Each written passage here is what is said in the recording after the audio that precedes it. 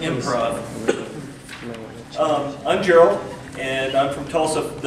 One of the most important things that I can offer you, aside from telling the story and answering your questions, is along the way you're going to meet a lot of people. You're obviously going to bump into each other, but you're going to want to be able to lean on other people and draw from them or their experiences. If you've heard of LinkedIn or this little thing called Facebook or the other little thing called Twitter, I'm accessible digitally anytime.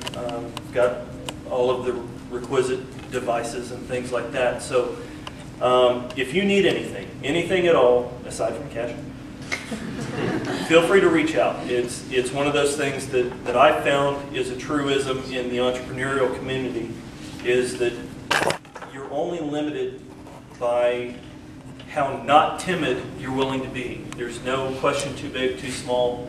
Oklahoma is one of those nice places where, well, Roy Rogers, never met a person I didn't like, never met a stranger. We're just kind of wired that way. So feel free to reach out anytime you want to. It's kind of like open door policy. No strangers. So with that, I was born in Tulsa, raised in Tulsa, Oklahoma. I had the good fortune of traveling around a little bit. Canada, Arkansas, just all sorts of places. And some of the most interesting people that I ever met as a kid were the ones that were making their own way, that weren't being, at least to me, in my young eyes, they were in control of their own destiny.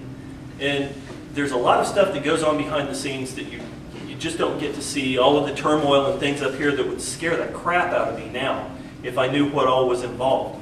I might not have ever decided to start a business if I had really known what I was in for. Don't let that scare you off. It's really, really rewarding. But the people that actually got out there and took the risk and took the gamble, rolled the dice and said, I'm going to do this, and I'm going to try and make something that wasn't there before, that really appealed to me. And I think that it was always hardwired into me that I was going to do something on my own. I'm a bit more independent than the average bear. I don't like bosses hovering and telling me what I'm going to do and when I'm going to do it and setting the agenda. I like being the one doing that. And it's not that I'm a dictator or a control freak. I just don't like being on the end of the strings. That's just not for me. So early on, I think it was sophomore, junior year of high school, Booker T. Washington in Tulsa, some friends and I started a little publishing venture. And we didn't, in fact, I think if you had a balance sheet, we would have been negative after everything was said and done. But we were a lot better off for having had the experience. We worked well together. We had our conflicts, but we got through them. And those sorts of things over and over and over again as I progressed, I always had something going on the side. And that's kind of how Grocio came about. It was this kind of scratch your own itch. It's time to do something. I'm on the lookout for an idea. My wife and I just had our first kid, and things were really good. I had a great job. I was heading up Thrifty.com, the car rental website, and learning some cool stuff about comparison shopping. And kids, I don't know how many of you have kids yet. Hopefully, it's expensive. And the shock of buying all of this stuff hit at one time. I don't know what it was. It was just everything came due at one time. Diapers, wipes, food, everything. And our food. And it was just punishing the bill. And I got out of there thinking, okay, here I am in the middle of comparison shopping for travel. And that works really well. Is there a comparison shopping site for groceries? And that was the kernel for this company that I have right now, Grocio.com. It's morphed into a couple of different things, and Drucker's right. You might set out on this entry point, but you're going to come out the other end of this thing, and it's really kind of unpredictable. You really have to be adaptable along the way. If you're too beholden to the idea that you set out with, and you're rigid, and you just absolutely will not give up, something's going to break, it's going to fail. You got to be adaptable, and you have to be nimble. So all of this to say is I set out on this journey as a young little kid knowing I'm going to do something. It's just, I'm restless, and that's how I'm going to be. And to the point that I'm at right now, which is kind of a fun, funky place that newspapers don't like us. We are disruptive. We're turning some of their stuff upside down. And have you heard of Craigslist? Yes. Yeah? Newspapers hate Craigslist. Craigslist redefined the online classifieds. And there's a whole lot less friction. Craig Newmark is a great, in fact, one of my friends from Booker T. Washington days works for Craig Newmark. So the newspapers only like to write things about Craig Newmark when he's got some sort of a sex scandal. Somebody got killed because somebody went on a date that they shouldn't have gone on. Anyway, they write the bad stuff, but they won't write the good stuff. And that's kind of where we are. We fully expect that when something goes bump, and something's going to go bump, we'll get lots of ink, but it's not going to be the kind that we want. So the newspapers aren't our friends. Even their online websites, they don't like us much. We're taking money away from them. It's funny, along the way, who you find out that your best strategic partners are. So I think with that, I'm going to shut it off and then get into the meat of the program, unless I left something out. Talk just a little bit about the grocery business model, how grocery actually works. Yeah, so what we set out to do originally was comparison shopping. So you create your shopping list, tell us where you were. We would tell you, we have all of the prices of all of the grocers. Fallacy number one, wrong assumption. We have all of the prices from all of the grocers, and we'll tell you where you can get that checkout least expensively. This is a great concept. Works on paper, doesn't work in practice. The grocers don't want to give us their numbers. So the way that we were going to make money with that model was, here's your grocery list. We know what you want to buy. We know what the UPC, the barcode for those products are. We can match coupons and help you save even more at the grocery store. It's kind of a clever idea. It was going to be free to the consumer, and the coupon suppliers or the manufacturers would pay us on distribution of the coupons. So it's kind of a technology advertising play, and helping the consumer save money in the process. So it was completely transactional. That's one thing that I'm really insistent on in any business venture that I get into or help fund, is that it's got to be transactional. If there's consulting involved, or if there's some fickle element, advertising, I hate advertising. If there's some sort of non-transactional element to it, it scares the bejiminies out of me. So the predicate on Grocio is that we only make money when we do something for the people that are, I'm going to say we have two customers. It's the retail consumer and the manufacturer. And the manufacturer is the one that pays us. The end consumer, the shopper, is the one that benefits from all of this, and it's free. Well, the finding was the grocers didn't want to give us the pricing information. That's something that they hold and cherish, and they don't easily part with. We found some grocers that would, but you have to have a critical mass in a local market to do any kind of meaningful comparison. If you only have one grocer in Houston, you're not comparing anything. You got one grocer. So it became an insurmountable obstacle to do what we set out to do. So we said, what can we do with the assets that we built? Well, we can still take the grocery shopping list. We still have all of these coupons that we can match to that list. We're finding in our focus groups that that's what the shoppers really wanted in the first place. This other thing was kind of novel, and at the end of the day, it was kind of hard to use. Let's just strip all of that BS away and give them the meat of what we set out to do. And that's what we've been executing on now since February. And it's been really, really good. We've got some new stuff that came out last week that, how many of you use coupons? I'm not trying to bring you into the Grocio way of doing things. Okay, great. If you do online couponing, sometimes what you'll find is that the coupon that you heard about a couple of days ago is no longer available. It's not even printable. So what we have is alerts. You can sign up and say, I only want to be alerted when there's a beer coupon available, or I only want to be alerted when there's a cereal coupon available. and it's context sensitive. We don't garbage your inbox with things that you don't care about. Nobody else is doing this. And it just perplexed me when I saw it. It was really kind of an aha moment. And there are a lot of them along the way. Some of them are not as good as others, but this one's really good. This one's really taking off. Letting you know when a coupon is available in the area or the category that's important to you.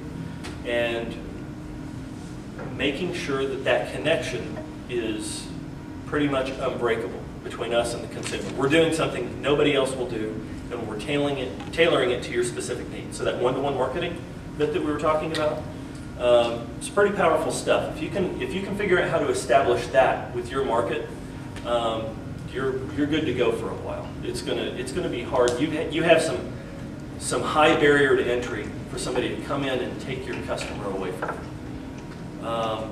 So where we are right now is we changed from a comparison shopping site to a coupon matching site, and we're starting to do things like email.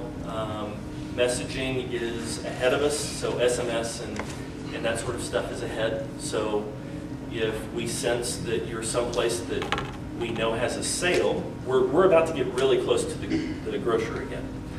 So you've heard of Groupon. Groupon, there are a lot of plays like Groupon, Foursquare, places that when you get in proximity to a special, if you've opted in for alerts, you get notified. Well, we're getting into that space too.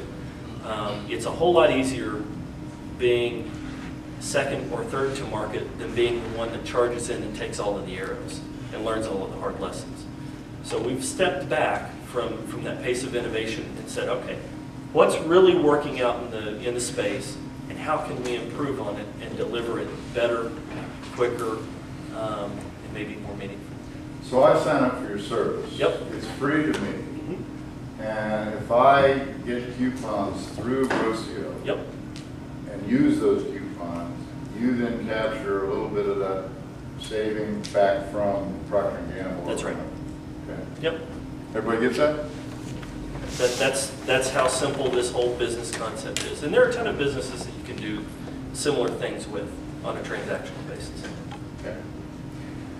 So, you spent some time working at Apple, some time with the Williams Company, and so you've had some corporate, maybe you mentioned the Thrifty. The key thing that motivated you, you said you had not just a good job, but an enjoyable job. What was the key thing that motivated you to take the leap? Well, I'll tell you, the thing that I found that I enjoyed the most at Apple, at Williams, at Thrifty, at Penwell, I've been a lot of places. I'm kind of a butterfly entrepreneur. I go from thing to thing fairly quickly. The thing that I like most about the corporate experience is they will give you opportunities galore. And if you're doing your job right, you're going to piss a lot of people off in the process. You're going to do things that other people are, that should have been my job, or why did you get the choice assignment? I didn't. I break a lot of glass in the places that I go, and I wear out my welcome pretty quick. So the idea of being the least popular person in the group lost its appeal over time. And there were fewer and fewer places that either would hire me again, or that didn't have people that I had pissed off over the years. And it's just that itch. That itch started happening. I've got to do something that if I piss somebody off, it's me that I'm pissing off. You can't run away from me. So it became pretty important to find an idea, high grade it, and find the right market timing. Let's talk about that point, because as I understand it, there was 6 years between this aha moment when you're coming out with all this baby stuff going, this is killing me, there must be a better way. Yeah. But some kind of idea is born, and 6 years later, a venture started. Yep. So it wasn't just one idea. There were probably, there weren't more than 2 dozen, but there were more than a dozen ideas rattling around. And some of them would, crap, somebody's done that and they've done it so well, I can't possibly beat it. Or that really sucked. And that's not, don't even think about it again, that's so bad. But this one kept coming back over and over again. And it was the one that, kind of the moth to the flame. I couldn't get away from it, I couldn't escape it, it kept vexing me. This one's got to be solved. And nobody would solve it. Nobody would come out and do it. And I thought, all right, this is mine. This is the one I own. And so it took about 5 years to come up with a viable business model to wrap around this problem. And another several months for me to figure out, all right, so how do you incorporate? How do you, what are the, I don't want to just dive into this. I want to know a little bit about what I'm about to get into.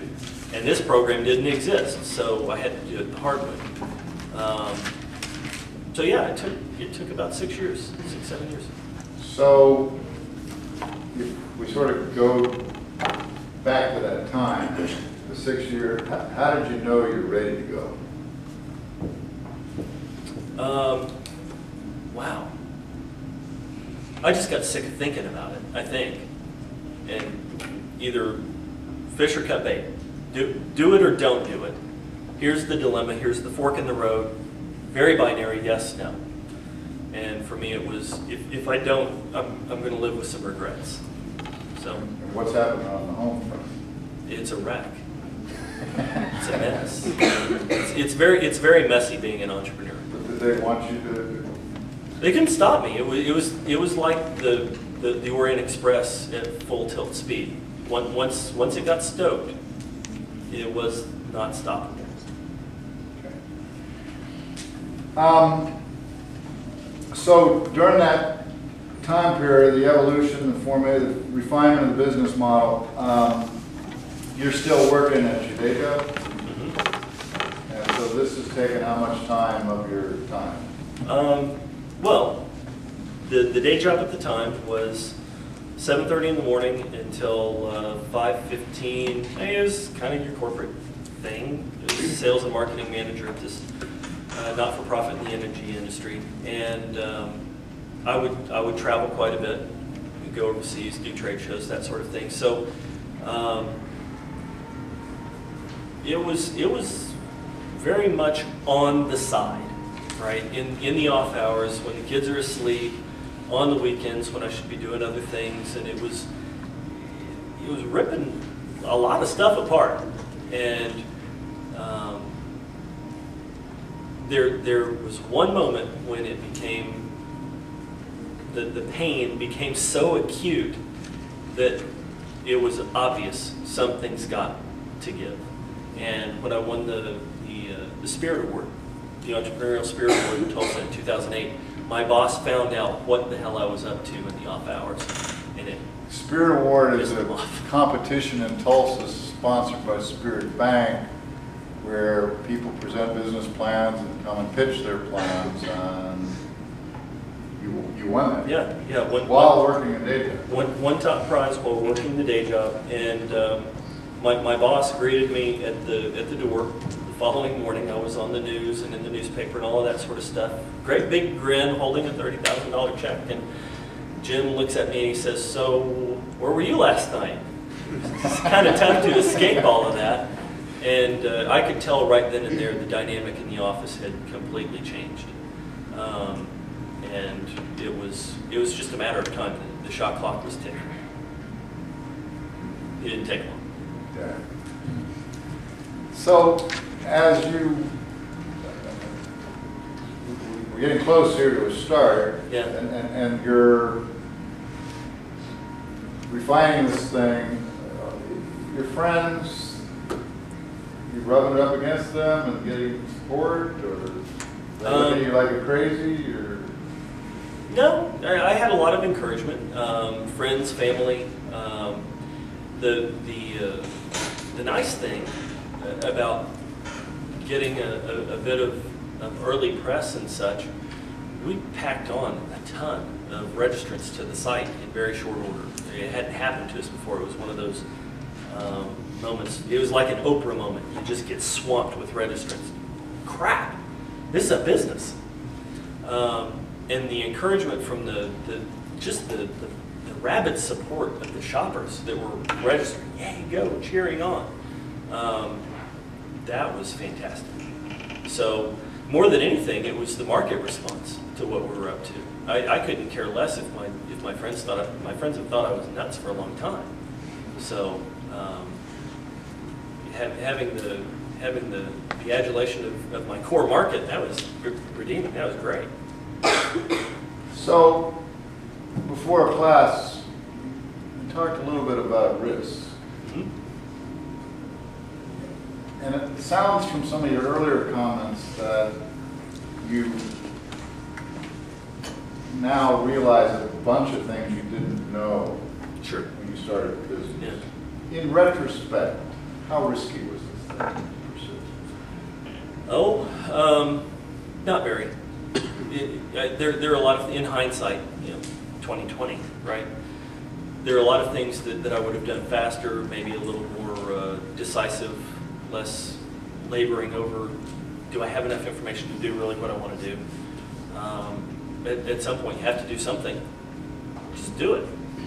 So, yeah, it wasn't very risky. Some of my other ideas were, yeah. So was it risky because you didn't have huge capital investment? Well, fortunately, I had the day job and pretty good savings, and they're just from a financial point of view, there wasn't a whole lot of risk. If it was a belly flop, it's not like I was going to be shamed walking down Main Street. 74,000 people that I've never met in my life are signed up for the service. If it disappears one day, are they really going to come egg and toilet paper my house? No. So there really wasn't a lot of downside to choosing the yes path. At least to you. To me. So again, when we talked before, you used an interesting term. We talked about risk-taking versus risk management or risk mitigation. What were some of the things you did to mitigate risk? Talking with manufacturers, that was a big first step. Well, is this something that you would even do? Is this something that you would pay on? Is this a program that you see a need for? Talking with the grocers and getting to know them, what I thought was adequately well, and probably my statistically valid sampling was not so statistically valid. And then talking with the consumers, so it was really conversational. Get a bead on, is there a need? Can we serve that need? Does the technology even exist? And well, yeah, comparison shopping, it's not rocket science. Is there IP protection on it, intellectual property? Does it have it locked up and bottled up in a way that we can't use it? No. So we had green lights across the board. There really wasn't any impediment to doing what we wanted to do. Yeah, I'm sort of smiling when you said sample might not have been statistically significant. Yeah. There's a precept that we talk about with entrepreneurs called the law of small numbers. I didn't get that lesson. That was deliberate. Do you think there were things in your background that prepared you for Grocio? Absolutely. Everything in my background prepared me for Grocio as it is right now, and Grocio is preparing me for whatever is to come. So yeah, it's one step leads to another, leads to another, leads to another. So some examples of? Well, being sued. So you, if you go through the experiences of kind of the shock and awe of corporate America, and you live it on somebody else's dime, when it happens to you, it's like, oh, I can handle that, no problem. And almost everything that I encountered in corporate life or on the side entrepreneurial ventures that I was involved in, helped fortify where I am right now. So are there still some surprises? Yeah, absolutely. Things come out of La La Land all the time and shock the crud out of us, but not real often. So if you had started the business 15 or 20 years younger, Yeah. do you think you still would have survived, succeeded? Probably fast. Well, if market timing was the same, if I could live with 48 hours of no sleep, which I could 15, 20 years ago, yeah, we'd have been acquired by now. Right now it's a game of energy. You know, where are you going to place your energy? Where's the biggest yield of? Where are you going to focus, and how much yield is there in that activity? So when you left the company and this is your day job, what was a typical day like? It started, ended, what was a typical? Well, at first there was disorientation. So I don't drive here, I drive here. Okay, adjustment number one, dilemma, pajamas, shorts. So there was an adjustment. Work from home, get an office. And you know, with kids roaming around the house, if I want to get something done, it became clear real fast. Go park yourself someplace and try and minimize the disruptions. But from a number of hours put in, it was the same. It was just, instead of going and putting in the hours for XYZ Corp, now I put in those hours for Grocio, but I didn't stop spending the off hours for Grocio. So if I had a 20-hour day before, I still have a 20-hour day. But the 20 hours are all at Grocio. Yep. So did you have 20-hour days? No, I still have 20-hour days. Yeah. It's crazy. But I also have another employee, so that's not fair to say. I have another employee, and then I have about half a dozen consultants on full-time, just let's get this done, RFN. Everything's immediate. I don't have a whole lot of slack time. It's let's get this done. Everything's immediate. Because you never know when the sleeping giant in Mountain View, Google, is going to come up and say, hey, guess what? We're in your space. And you have a real serious moment of clarity that you didn't move fast enough. And they can move very fast. Yeah. I'm going to continue to ask questions, but at this point I'm going to turn it over to class to start asking questions as well. So who has a question? Gerald, make sure you say it loud enough so that people in the back can hear. Oh yeah. When you're starting up, I know you mentioned Groupon is something similar to what Grocio. Did you look to anything for inspiration? Like I know it was all your thoughts. Yeah. So the connection with Groupon, we get compared to Groupon. Groupon doesn't get compared to us very often, but we get compared to Groupon a lot. Groupon, their retailers are the entire yellow book, the yellow pages, right? All of the yellow pages is their cold calling. We're about 18 pages of the yellow pages, and that's grocers. So we're very focused on a niche, and that's what we want to own and dominate. Rob Solomon used to be the COO of Groupon. He got fired recently before they announced their IPO. And Rob used to work for a company that I worked with at Thrifty. So he worked for a company called Sidestep, which was travel comparison, and it got purchased by Kayak. I don't know if you know of Kayak, but fantastic website. Sidestep inspired me to do the grocery comparison shopping stuff. And so that's kind of our genetic mutation relationship with Groupon. I love the concept of Groupon. I think that they have, just like any startup, they have their challenges. A lot of those challenges are operational, and we'll never see those. But some of the stuff that we are hearing about, the retailer fatigue, you know, I've done this once, did I really get that much out of it? Do I do it again? Consumer, retailer fatigue. All right, look, you've sent me this email 19 times about Groupon offers. Stop. I don't buy them. It's easy. It's cheap and easy to ignore. So after a while, Groupon has this interesting curve that they're on, and you've probably heard the term "jumping the shark." They've jumped the shark and they're on their way down. They should have taken the offer from Google. Truth be told. So. Yes, ma'am. The employees and consultants you were talking about, how did you make the decision to bring someone else in on your venture, and who did you choose?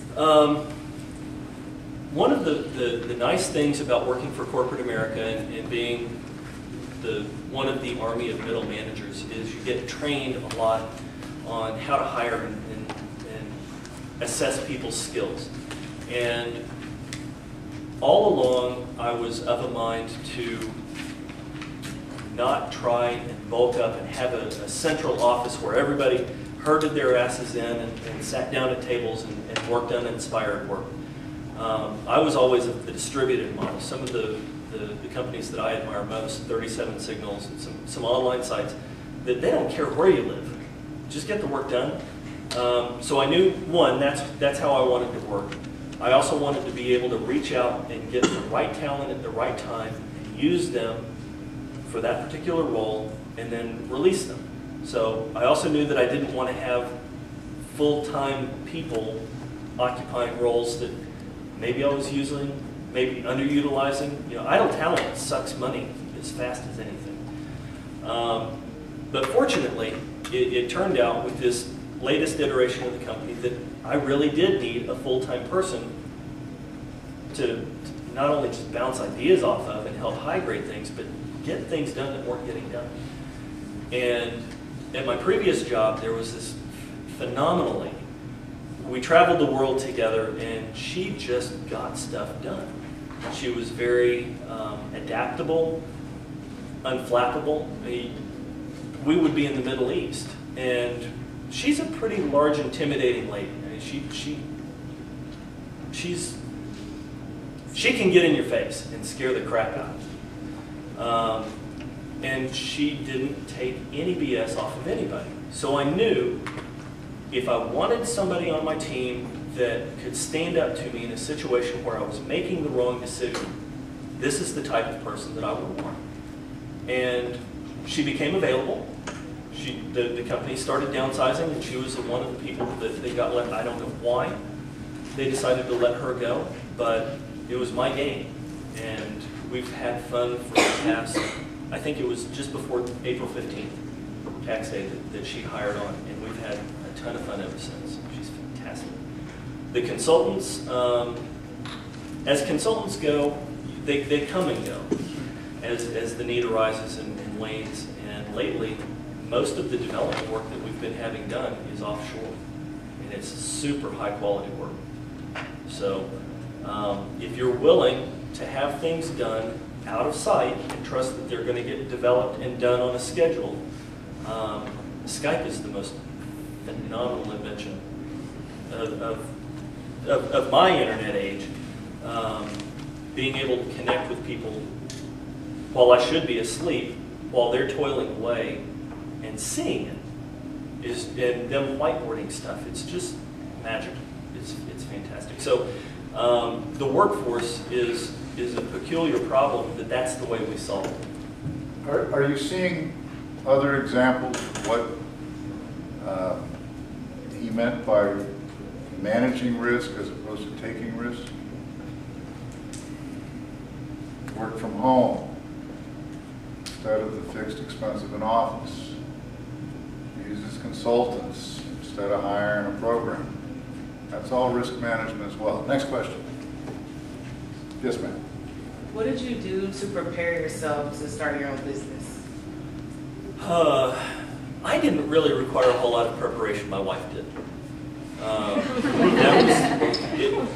Fortunately, I come from a sales and marketing background, so I can sell really well. Everything's going to be fine. It's going to be so much better. You're going to see me more often. I'm going to be able to take the trash out when I'm supposed to.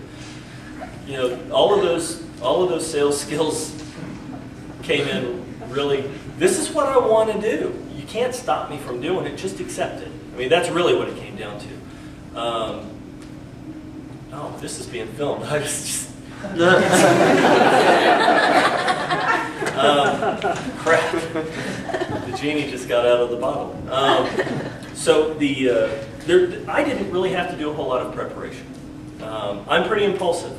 So I'm just as liable to shut the company down tomorrow as I am to start it up.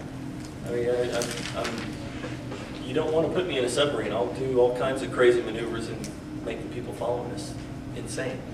But the people around me needed a little bit of preparation and ahead of time notice. I'm about to do something really risky. Are you on board?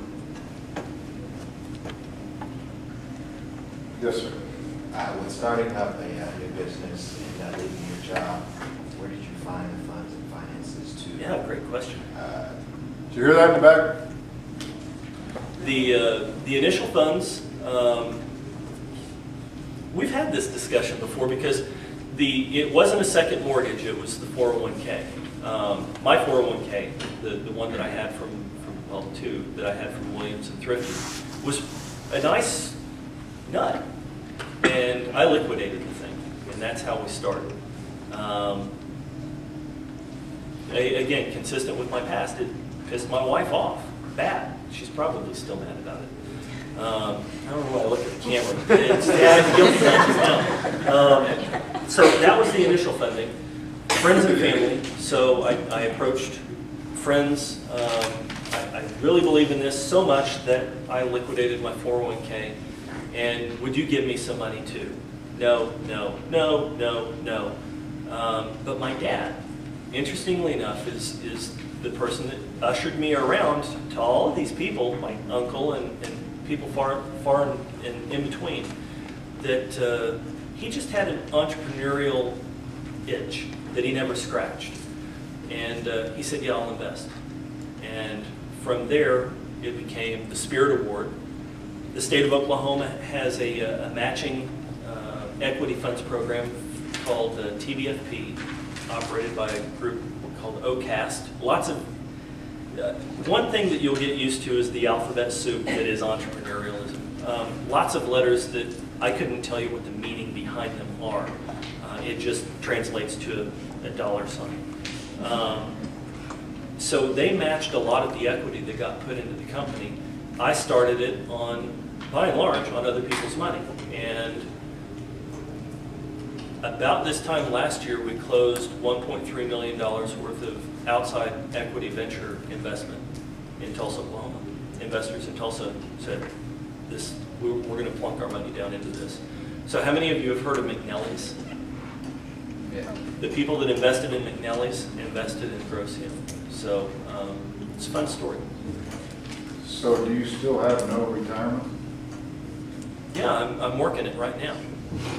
Grossio it's the big gamble. It's the big payoff. So there's a lot riding on this, and people are expecting. The more we do these things, the higher profile we get. The higher the expectation. Department of Commerce is interested. I mean, there's an expected Cinderella story here. It needs to end one of these days before too long, so that Oklahoma has a really good exit story to tell. We had thought that was going to be TwitPic. You guys familiar with TwitPic? Noah started in Tulsa, and the sucker picked up and moved to North Carolina, not too far away from Chapel Hill, and you know, he was expected to be the darling story out of Oklahoma, the big exit that got bought for $1 bazillion by Twitter or Google. But he decided to pick up and move. I'm not going to do that. We've had the opportunity to move to Silicon Valley, and Tulsa and Oklahoma. It's it, and it's on film, and I'm sticking to it. So you're talking about if there's a possible exit. So if you have a company that comes and says, I'm going to give you X amount of dollars, would you sell it right then? And done, out the door? If it was that easy, yeah. But it never is. Right. Most of the acquisitions that you see happening today, there are retainers. The founders go along and they stick with the company and anguish over are you going to finally do something with what you bought? You see companies like Yahoo buy these amazing startups, and they just set them on a shelf, and they rot. If I ever saw that happening to the company that I built, I think I would wind up being on the 6 o'clock nationwide news. Sergey Brin just got clipped. And that's also on film, Sergey. So it's one of those things that, yeah, the board and I have an idea of what that needs to be and what it needs to look like, and you know, we're building a company that's geared towards an exit. The business isn't going to be standalone. You hear the guys at Twitter say, we're going to be this standalone business for frickin' ever. That's not us. This is being built for value and acquisition. Your best moment and your worst moment? Wow. Best moment was winning the Spirit Award, I think. That was the critical moment when you can point back to it and say, all roads lead back to this. That was the validation moment of this as a business, as a consumer-oriented thing that people respond to. I think that really was the best moment. The worst moment, there have been some pretty tough moments, and most of them have to do with money. So, I don't know, take your pick. Just use your imagination, you're probably right. So there have been bad moments, but you get beyond those and you thicken up your skin and move on. Way back in the back. You talked a little bit about IP protection and all those things before you went into the venture. You said you looked into that space and saw that there was no IP or protection or anything. But what gave you the confidence to go about with your business, thinking that there may be tomorrow, like Google, looking at your idea and saying, I'm good, I have a big consumer base, I can just go and do it. What gave the confidence that you would start a business? Fortunately, one of the things that the USPTO has done, U.S. Patent and Trademark Office has done, is they've got a phenomenal search engine. And you can work that search engine to the nth degree, and you don't have to pay any money to any patent attorneys or really anybody. If you're good at Google, you're good at this thing. And it didn't take too very long to find out that the field was wide open. One guy with a pending patent called up and said, I'm going to sue you into oblivion. Well, your patent pending until it's out there and you're issued a number. Have fun. We're going ahead. And he never called again. And he never got his patent. So, software patents, the entire patent industry has a malaise. It's sick. And the patent trolls are changing the dynamic of things. They're really disrupting things. You see it play out in corporate boardrooms right now. Apple, HTC, Samsung, it's just Kodak. Kodak's valuation is primarily based on their patent portfolio, which is kind of crazy if you really think about it. So if we get sued over IP, it's not for lack of due diligence. It's just something new popped up on the radar that we didn't know about, and somebody chose to enforce it. We trademarked Grossio. We have just published for opposition another trademark called Matchups, and we are copywriting our database work, but that's it. So from an IP point of view, everything that we do is undercover. We don't want to publish any of our goodies or our algorithms or any of that stuff. Patenting, I really don't have a whole lot of time for it. Is there a Grossio app? There was, yeah. So the mobile is just this really turbulent space right now. Building, wow. Let's reel this back. So in the mobile space, you have native applications that you buy from an app store and you load onto your device, or if you've jailbroken your device, you guys know this stuff. And then you have web apps. So if you decide that you want to go the native route and have your executables installed on devices, you have to support Apple, you have to support Android, you may have to support Windows 7 one of these days or whatever it turns into. There's this plethora of operating systems that are out there. It's a grind to create these apps and support them and roll the dice and bet on 1 or 2, maybe 3 platforms if you can swing it. We shuttered all of our native applications. So the iPhone app and the iPad app, closed them down. We don't have them anymore. Everything is going to mobile web. Everything. So the way that we're building things now is if it doesn't work in the mobile, if it doesn't work through your browser, then we're not interested in building for it. Gotcha. Yes, sir. When it comes to beginning to now, the manufacturers of coupons, this is what you make your money off of. Yeah. How did you go about choosing the right ones? Is there a little rigorous line of things they have to match up that fits with your company? If you can buy it at a grocery store, we're interested in it. If it's the Disney $5 off Little Mermaid 9, not interested in it. But if it's cents off tuna or buy one frozen dinner entree, get another free, those are right up our alley. So and that's what Steph does, the lady that is on staff. She curates all of the offers and makes sure that they're in line with what we want our site to be known for. You won't see Disney cruise. I keep picking on Disney, that's not right. You won't see Princess Cruise Line discounts and rebate offers and things like that. We're really printable coupons and on things that you can buy at the grocery store. So you're making pennies on a transaction. Yeah. So there's got to be a lot of transactions. Yeah. Yes, sir. There in a minute. What do you do about, like, I don't know, you say grocery stores, does that include like Walmart, Target, all these super centers, so they're all okay with this and all the manufacturers? Yep. Okay, that's just kind of. So that's on the manufacturer side. On the retail side, how fuzzy do we get? What do we stop at Academy Sports?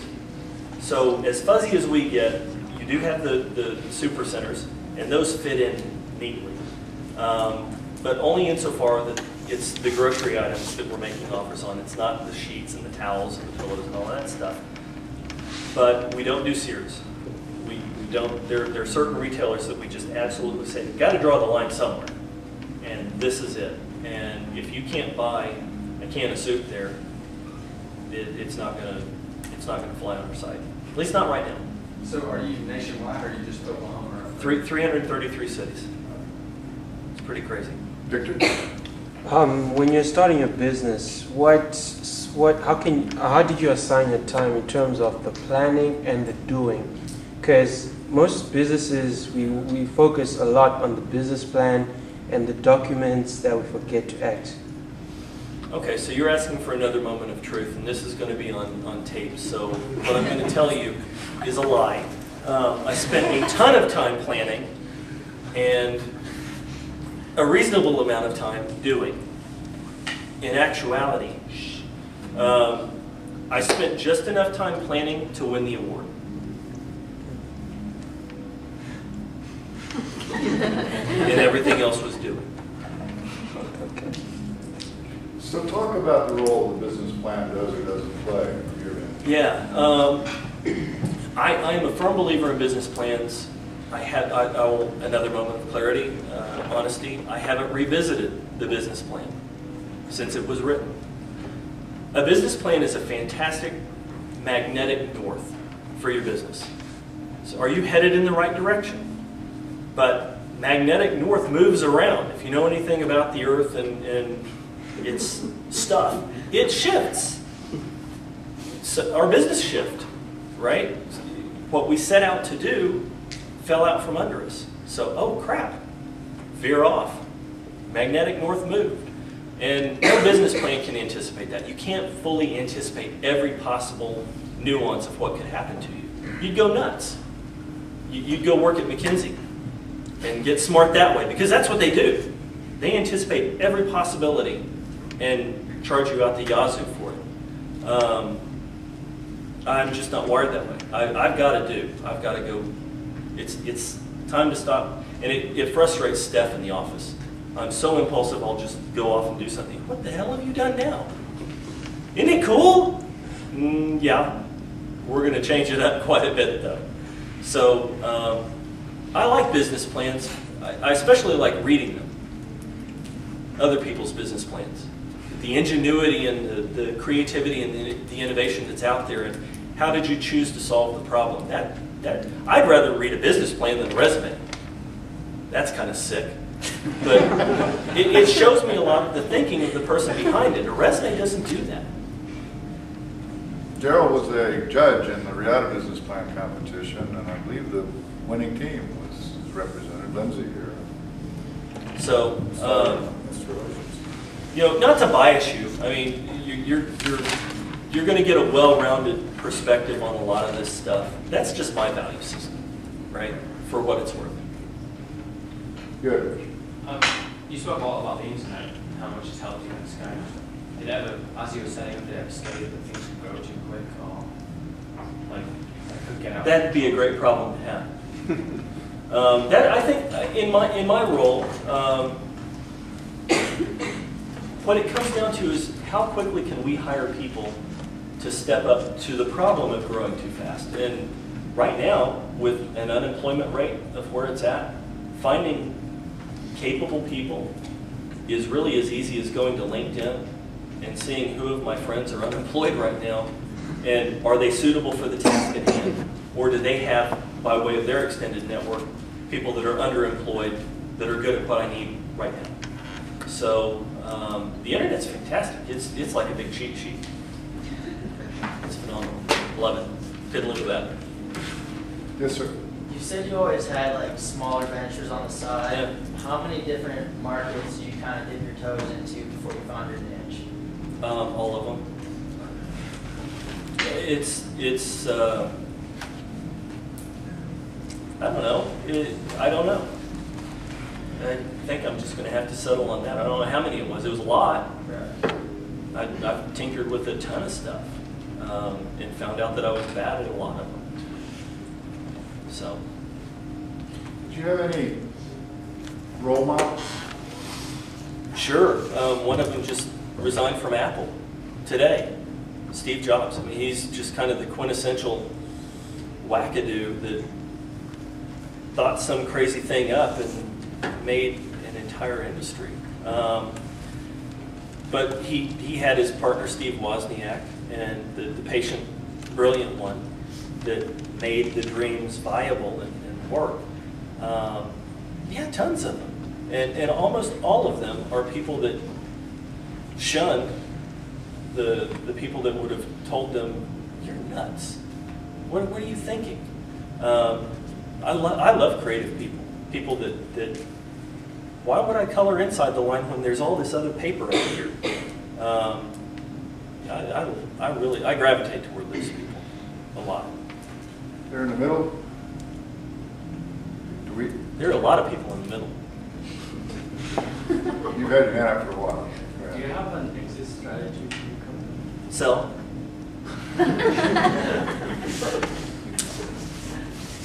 Way in the back. Okay, I have a question in reference to your business plan.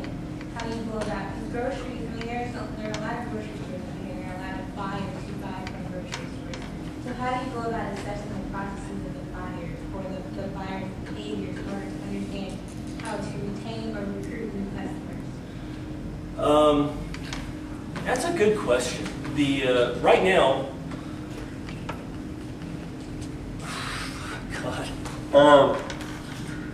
a marketing and sales guy stumped on customer acquisition question. Search engines are our best source of traffic, whether it's paid or organic. Appearing in the right place for the right terms is huge. Have you guys heard of the program Extreme Couponing on the Learning Channel? It's kind of a freak show. It's really weird. people buying all of this stuff. There's no way that that person could possibly eat 1,200 boxes of Special K cereal. But there he goes, he's buying, he's putting in his minivan, and her minivan, and that guy's minivan. Where's he going to put it all? Oddly enough, people started winding up on our website with the keyword pair extreme couponing in massive droves. I thought, what is this? I don't even know what extreme couponing is. And it just popped up on the radar. So sometimes fish just land in your boat. And you better be on the lookout for them. Be on the lookout for opportunity because it may not revisit. And if you see an anomaly, well, I think drug companies are a lot like this in efficacy trials and things like that. Wow, we didn't realize that it did that. That's what the drug is for. Instant market. That's kind of how we lucked into some of our big spike in recent traffic. And we're vigilant and on the lookout for things that will replicate that at this point. So we're not buying ad space in Time Magazine. We're not putting billboard ads out there or newspaper ads to help the newspapers out. So there are a couple of other things that we're doing, but you know, the big one is search. Search engines are massive for traffic. Who's had their hand up the longest sitting there going, I wish that son of a bitch would call on me? Nobody? That's a loaded question. A lot of hands went down. I could just say, how many of you think I'm a son of a bitch? No hands with that. Graham. Yes, you are a winner, not a quitter. But in the course of 6 and more years, anytime did you feel to quit or give up? On this idea, no. On this idea, it was one of those deals where I knew my tenacity and my ability to attract capital. I mean, that's critical. Without the capital, it wasn't going to happen. There were a couple of key elements that had to happen in order for this thing to achieve liftoff. And all of those have check marks next to them. So now, it all comes down to execution. At this point, it's all about execution. But, yeah, you have to be honest with yourself sometimes too, and that's what Steph is so good about, is telling me when an idea sucks. She said, just let it die. Let it die a peaceful death. Put it up on the shelf and think about it, but it doesn't belong here, right here and now. And sometimes that's hard to do, but this is a great idea. No, it's a silly idea. Put it away. Being able to let go of some of those things, your pet projects, so that you can focus on the really important stuff, that's a good trait to be able to deliver and say, okay, you know what, you're right. This is a distraction. If you can find a way to say no to some things and justify the no, I think you'll be better off. No is hard. Yes is really easy for me. I'm just so impulsive, but no is hard. What's the skill you knew the least about that you had to become? Accounting. Accounting? I'm not even going to let you finish the sentence. It's accounting.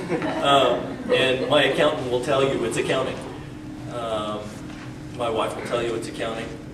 My venture capital guys will tell you it's accounting. So it's got to be accounting. So have you forced yourself No. to get better? I'm a product guy.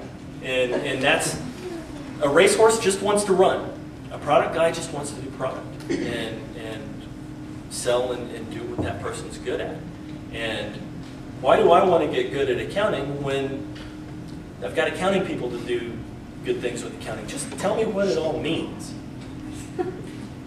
It means that you have enough fuel to get there. So to play the devil's advocate, this is where it gets fun, guys. I'm betting you have a pretty clear sense of your cash flow this month. Yeah. And what it means. Yeah. So you have some sense. I have a basic understanding of non-sufficient funds.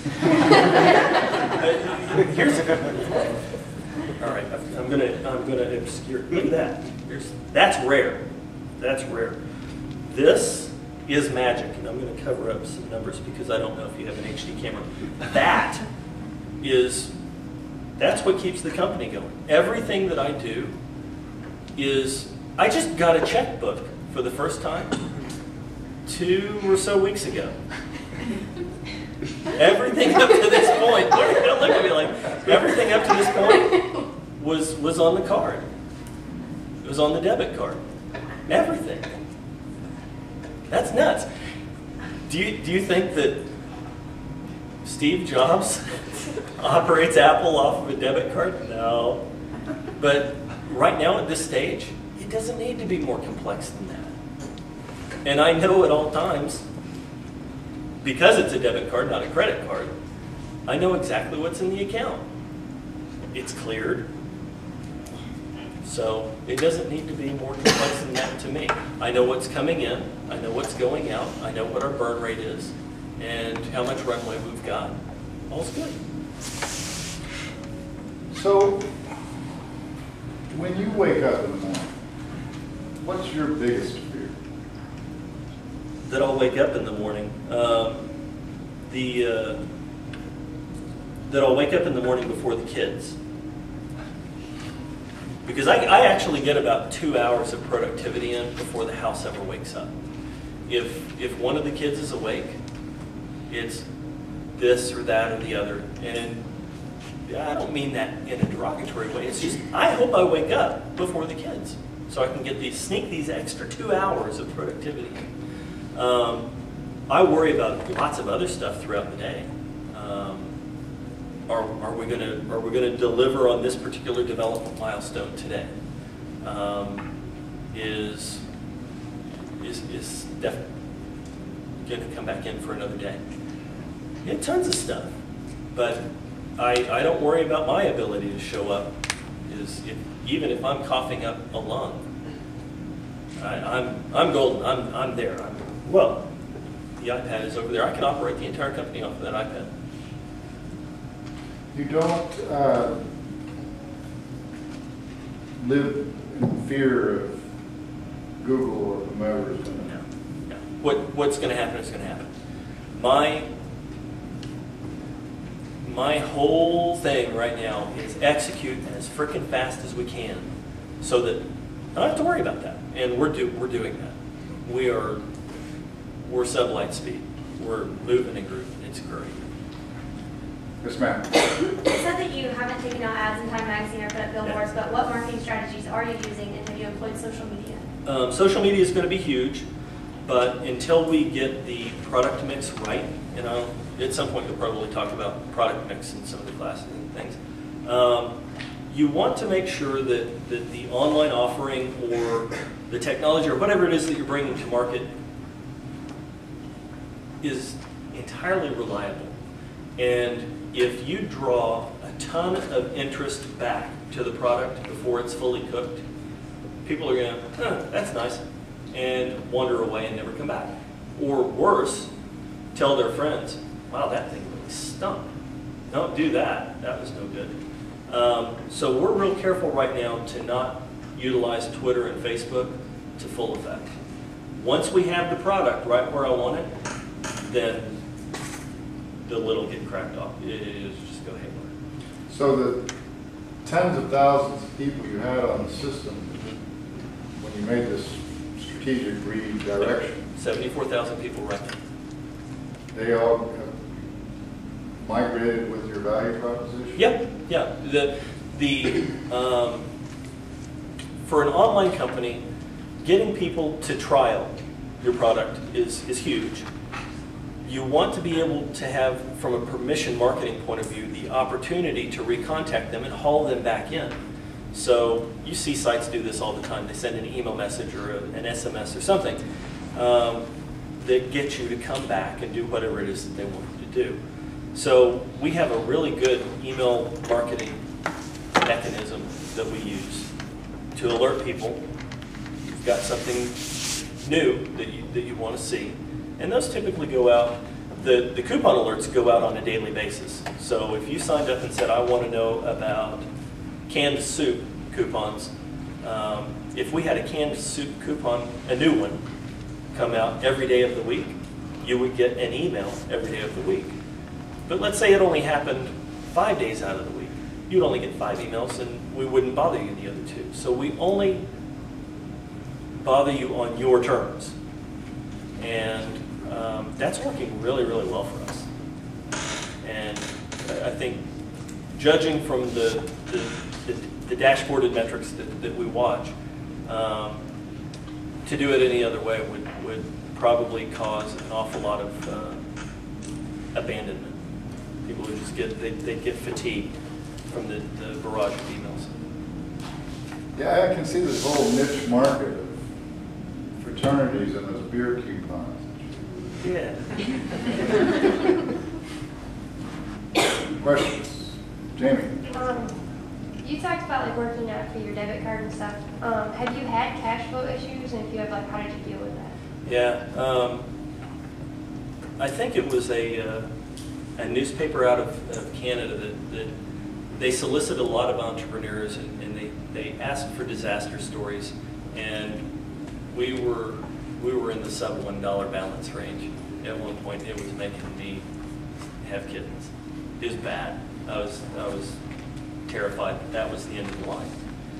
And you figure out just how little you can get by with, how far you can stretch.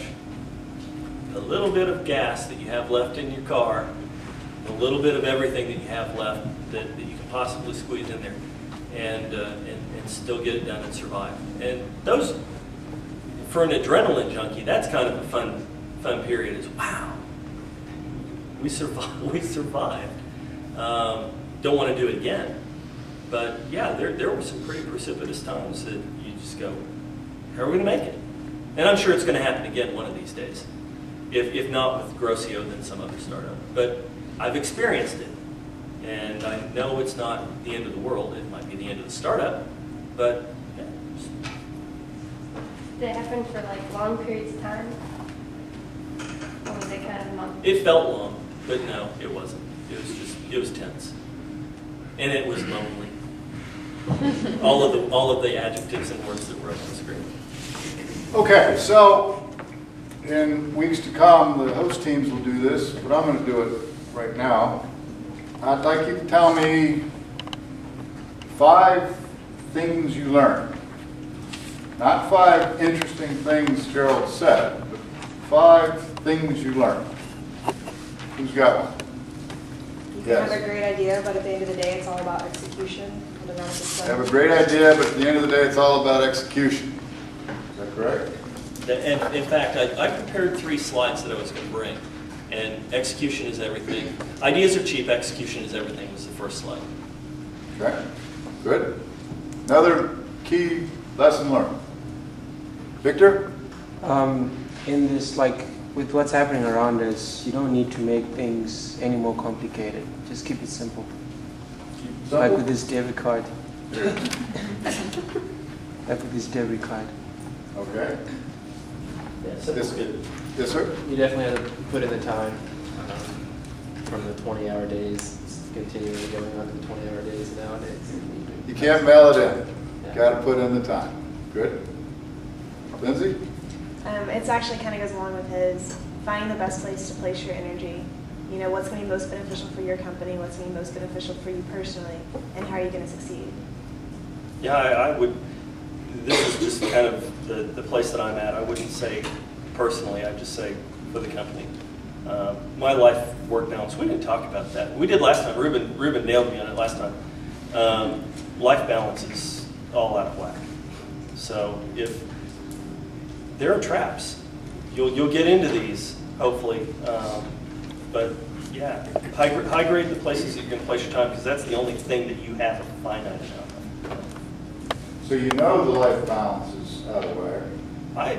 I'm reminded of it frequently. If I forget, I'm reminded. Okay. All right. Yes, it's easy. No, it's hard. Getting yes is easy. Getting yes. Yeah. Getting yes from people is easy, but getting no from people is hard. Getting yes from me is easy. That's the problem. Getting no out of them is hard.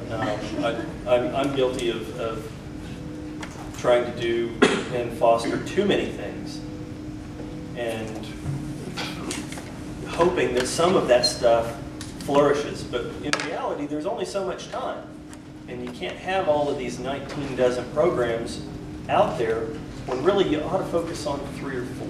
So cultivate your ability to say no to things. Yeah, you have it right. Yes, sir. Preparation's important, but rolling with the punches is what keeps you alive, kind of. Preparation's important, but rolling with the punches is what keeps you alive. Adaptability is, yeah. Yes, sir.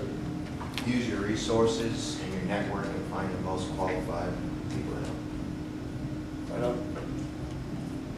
Yes, sir. Gotta be willing to take a risk. Gotta be willing to take a risk. Okay. Yes. The first thing isn't always going to be successful. The first thing isn't always going to be successful in the first business. The path you start on may not be the path of success. Okay. Good. Yes. And also when you said that no question was too big or small, to be limitless, to be willing to do what it takes to make it work. Okay. I think as much as Gerald talks about being pulled in lots of directions, the real theme of this message is focus. He knows what he wants to do and he knows what he doesn't want to do. He knows it's not the whole phone book, it's certain pages of the phone book. I think that's an important point. One more? Rock? You need a plan to start, but you should also have an exit plan. Okay. So the whole role of the plan may be slightly different viewed based on what Gerald said. So I'd like to ask Victor to come up with oh, you slipped it up here sneakily. We have a gift for you, Gerald, so please join me in thanking.